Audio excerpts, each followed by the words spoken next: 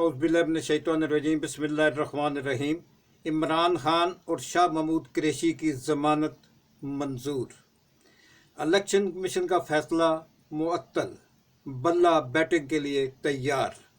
मेरे वकील ने इंतखाबी निशान बल्ला की ऑफ़र की थी, परवेज़ खटक साहब ने कहा है। इनकी तफसीलात।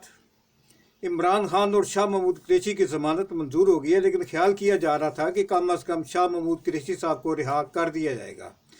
उन्हें रिहा कर भी दिया गया, लेकिन फिर 3 MPO के तहत 15 रोज़ा नज़रबंद उन्हें गिरफ्तार कर लिया गया। इससे पहले उन्हें 15 दिन के लिए नज़रबंद कर दिया था और इसके बाद फिर आर्डर लाए गए और 3 MPO के तहत उन्हें कहा गया कि इनसे अमन अमान को खतरा लिया था, उनको दोबारा गिरफ्तार कर लिया गया।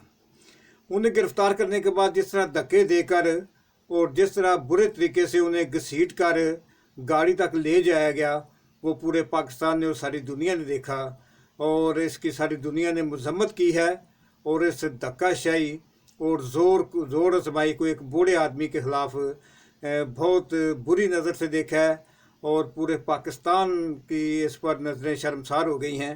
पूरी दुनिया में पाकिस्तान जो है ऐसे बड़े यानी कि डिफेंस में आ गया है कि हम अपने बुजुर्गों के साथ क्या रवैया इख्तियार करते हैं। तहम नोटिफिकेशन के मुताबिक 3 MPO के तहत जैसे उन्हें गिरफ्तार किया गया है, शाह महमूद कुरैशी 9 मई को GHQ हमला केस में मुलव्वस हैं।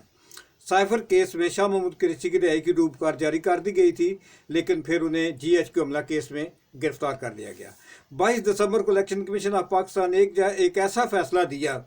इलेक्शन कमीशन ने 22 दिसंबर को एक ऐसा फैसला दिया से पूरे पाकिस्तान में गम और गुस्से की लहर दौड़ गई है। इलेक्शन कमीशन ने फैसला दिया कि PTI के इंट्रा पार्टी इलेक्शन उसके अपने आइन के मुताबिक नहीं करवाए गए, लिहाजा PTI के इंट्रा पार्टी इलेक्शन को कल अदम करार दिया जाता है। पाकिस्तान की 70-75 साल तारीख में ये पहले इंटर पार्टी इलेक्शन हैं जिनको मुअत्तल किया गया है, जिनके बारे में एक्शन लिया गया है और इंतखाबी निशान बल्ला भी वापस ले लिया गया है। इससे कबल पेशावर हाई कोर्ट के चीफ जस्टिस जनाब इब्राहिम खान साहब ने इलेक्शन कमीशन को हुक्म दिया था कि पेशावर हाई कोर्ट के फैसले से कबल इलेक्शन कमीशन फैसला ना सुनाए। 21 दिसंबर को पेशावर हाई कोर्ट ने इलेक्शन कमीशन को हुक्म दिया कि 21 या 22 दिसंबर को PTI केस से मुतल्लिक फैसला महफूज फैसला अपना सुना दे। चनाचे इलेक्शन कमीशन ने PTI के अंदरून पार्टी इलेक्शन कल अदम और बल्ले को बसीत इंतखाबी निशान PTI से वापस ले लिया। PTI के वकला की दरख्वास्त पर 26 दिसंबर को पेशावर हाई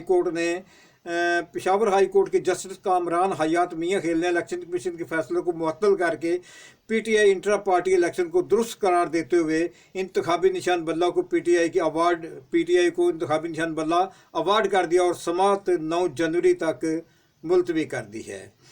परवेज़ खटक साहब ने एक इंटरव्यू में कहा कि मैंने दूसरे दोस्तों ने और KPK के सियासी ज़ुहमा ने मुतफ़िका तौर पर पार्टी का नाम पाकिस्तान तहरीक इंसाफ पार्लियामेंटेरियन इसका नाम मुंतखब किया है। वो आज मंसूर अली खान सहाफ़ी एंकर पर्सन से इंटरव्यू कर रहे थे। इस सवाल के जवाब में कि पता चला था कि आपको ऑफ़र की गई थी, किसी अहम शख्सियत की तरफ से ऑफ़र की गई थी कि आप इंतखाबी निशान बल्ला ले लें, लेकिन आपने इनकार कर दिया।